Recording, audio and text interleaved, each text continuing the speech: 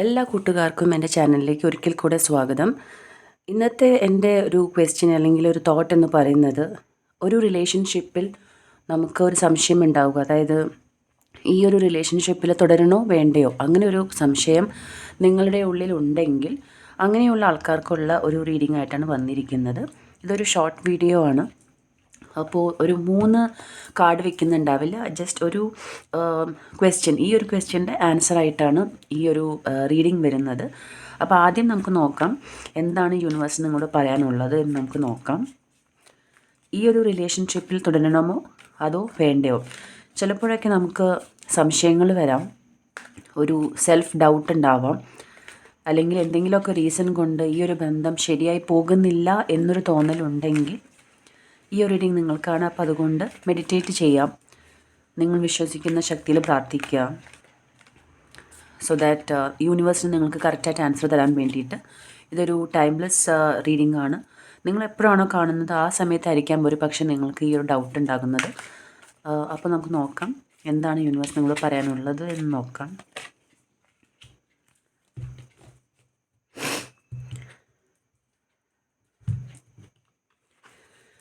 അപ്പോൾ first card നമുക്ക് കിട്ടിയിരിക്കുന്നത് കൺഫ്യൂഷൻ കാർഡ് തന്നെയാണ്. അപ്പോൾ ഈ ഒരു റീഡിംഗ് എടുക്കുന്നത് കൺഫ്യൂഷനായിട്ടിരിക്കുന്ന ആൾക്കാർക്ക് വേണ്ടിയിട്ടാണ്. നിങ്ങൾക്ക് ചിലപ്പോൾ ചില ഇൻസിഡൻസ് നിങ്ങൾക്ക് ഉണ്ടായിട്ടുണ്ടാവാം, ഒരു ചേർച്ചയില്ല എന്ന് നിങ്ങൾക്ക് തോന്നിയിട്ടുണ്ടാവാം. അതല്ലെങ്കിൽ നിങ്ങൾ ആഗ്രഹിക്കുന്ന പോലെ നിങ്ങൾ സ്നേഹിക്കുന്ന വ്യക്തിയിൽ നിന്ന് നിങ്ങൾ ആഗ്രഹിക്കുന്ന കാര്യങ്ങൾ നടക്കുന്നില്ല. ഒരു പക്ഷേ കരുതലായിരിക്കാം, ഒരു പക്ഷേ ഇടയ്ക്ക് മെസ്സേജ് അയക്കുന്നതായിരിക്കാം, അല്ലെങ്കിൽ ഡിസ്റെസ്പെക്റ്റ്ഫുള്ളായിട്ട് എപ്പോഴെങ്കിലും സംസാരിച്ചിട്ടുണ്ടാവാം, അല്ലെങ്കിൽ നിങ്ങളുടെ വീട്ടുകാരോട് ഒരു റെസ്പെക്റ്റോടെ സംസാരിക്കാത്തതാവാം. പല കാരണങ്ങൾ കൊണ്ടായിരിക്കാം നിങ്ങൾക്ക് തോന്നുന്നത് ഈ ഒരു വ്യക്തിയുമായിട്ടൊരു ചേർച്ചക്കുറവുണ്ടെന്നും. പക്ഷെ അങ്ങനെ ഒരു സംശയം നിങ്ങളുടെ ഉള്ളിൽ ഉടലെടുത്ത് കഴിഞ്ഞിട്ടുണ്ട്. അപ്പോൾ നമുക്ക് നോക്കാം അടുത്ത യൂണിവേഴ്സിൻ്റെ മെസ്സേജ് എന്താണെന്ന് നമുക്ക് നോക്കാം.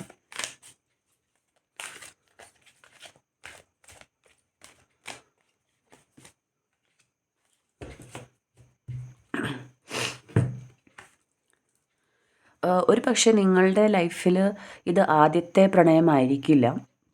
ഇതിന് മുന്നേയും നിങ്ങൾക്കൊരു ഫെയിലിയർ ഉണ്ടായിട്ടുണ്ടാവാം. അതുകൊണ്ട് തന്നെ ഇപ്പോഴും നിങ്ങളുടെ ഈ ഒരു പ്രണയം കൂടെ ഫെയിലിയറിലേക്ക് പോകുന്നു എന്നൊരു സംശയം നിങ്ങളുടെ ഉള്ളിലുണ്ട്. പക്ഷേ യൂണിവേഴ്സ് പറയുന്നത് എന്താണെന്ന് വെച്ചാൽ, ഒരിക്കലും ഫെയിലിയർ എന്ന് പറയുന്നത് നമ്മളുടെ കഴിവുകേടോ അല്ലെങ്കിൽ നമുക്ക് പറ്റാത്തത് കൊണ്ടോ അങ്ങനത്തെ ഒരു കാര്യം കൊണ്ടല്ല. നമ്മൾ പ്രണയത്തിലായാലും നമ്മൾ പരീക്ഷയിലായാലും ജോലി ചെയ്യുന്ന സ്ഥലത്തായാലും ഫെയിലിയർ എന്നൊരു സംഭവമില്ല. നമ്മൾ ട്രൈ ചെയ്തു, അത് നടന്നില്ല.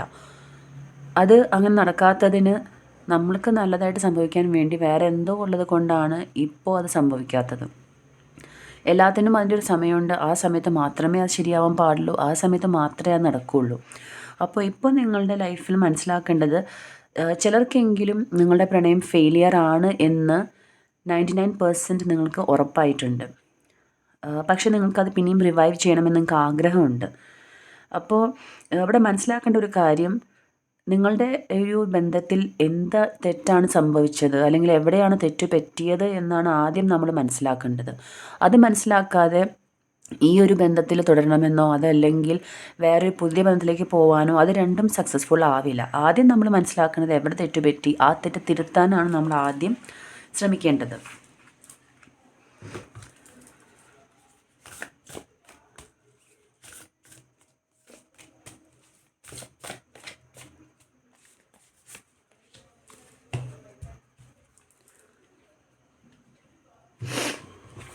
ഇപ്പം ഇതിൻ്റെ ഒരു സൊല്യൂഷൻ എന്ന് പറയുന്നത്, നമ്മളുടെ കയ്യിലല്ല ഇതിൻ്റെ ഒരു സൊല്യൂഷൻ എന്ന് ആദ്യം മനസ്സിലാക്കുക. നമ്മൾ മനുഷ്യബുദ്ധിക്ക് അതീതമാണ് ചില കാര്യങ്ങൾ. അപ്പോൾ നമുക്ക് മനസ്സിലാകാത്ത കാര്യങ്ങളിൽ നമ്മൾ ദൈവത്തിന് വിട്ടുകൊടുക്കുകയാണ് ഏറ്റവും ബെസ്റ്റായിട്ടുള്ള കാര്യം. ഈ ഒരു റിലേഷൻഷിപ്പിൽ നിങ്ങൾ തുടരണോ വേണ്ടയോ എന്നുള്ളതിൻ്റെ ഒരു സൂചന നിങ്ങൾക്ക് വരും ദിവസങ്ങളിൽ കിട്ടും.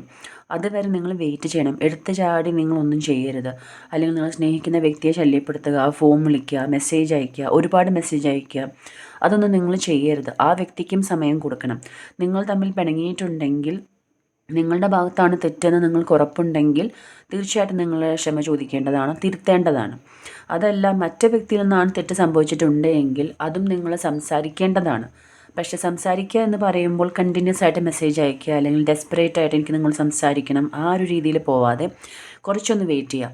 വേണമെങ്കിൽ ഒരു മെസ്സേജ് അയക്കാം, നിങ്ങൾക്ക് സഹിക്കുന്നില്ല, നിങ്ങൾക്ക് മിണ്ടണമെന്ന് അതിയായ ആഗ്രഹമുണ്ടെങ്കിൽ ഒരു മെസ്സേജ് അയക്കാം, നിങ്ങളുടെ ഭാഗം ക്ലാരിഫൈ ചെയ്തുകൊണ്ട് ഒരു മെസ്സേജ് അയക്കാം. അതിനുശേഷം നിങ്ങൾ ആ ദൈവത്തിന് വിട്ടുകൊടുക്കുക തന്നെ വേണം.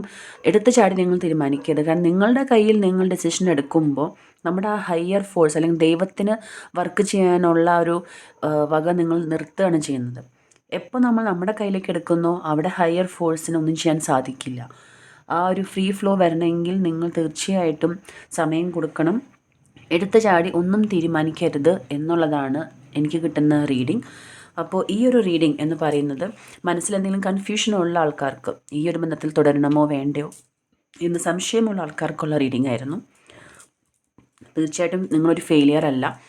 ഒരു ബന്ധത്തിൽ എന്തെങ്കിലും വിള്ളൽ സംഭവിക്കുന്നത് രണ്ട് പേരുടെയും തെറ്റുകൊണ്ടല്ല. ആ സാഹചര്യങ്ങൾ നിങ്ങൾക്ക് രണ്ട് പേർക്കും സൂട്ടാവാത്തത് കൊണ്ട് മാത്രമാണ് ഇഷ്യൂസ് വരുന്നത്. തെറ്റുകൾ തിരുത്തുക, ദൈവത്തിന് വിട്ടുകൊടുക്കുക എന്നുള്ളതാണ് ഇന്നത്തെ ഒരു മെസ്സേജ്.